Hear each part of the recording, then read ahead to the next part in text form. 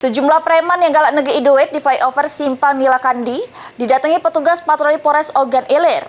Oleh petugas, para preman tersebut diinjak teguran untuk tidak mengulangi perbuatannya.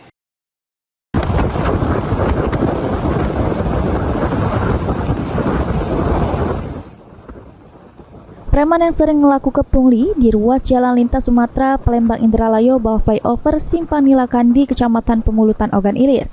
Dak bekotek pas didatangi petugas Satsamapta Polres Ogan Ilir. Kandidat Jakwali Satsamapta Polres Ogan Ilir, aitu Beni Harmoko ngatoke, Simpang Nilakandi bawah flyover yang berbatasan dengan kota Palembang ini jadi perhatian serius aparat kepolisian. Karena pemalak atau preman ngeresah ke pengendara. Para pelaku didata sama ditegur keras untuk tidak mengulangi perbuatannya. Masyarakat diminta untuk memuat laporan polisi yang menjadi korban pemalakan Gunung Ngenjo efek jero para pemalak. Di seputaran bawah jembatan flyover Nilakandi. Jadi kami mendapatkan laporan dari masyarakat termasuk pengguna jalan yang menggunakan kendaraan ekspedisi maupun pribadi.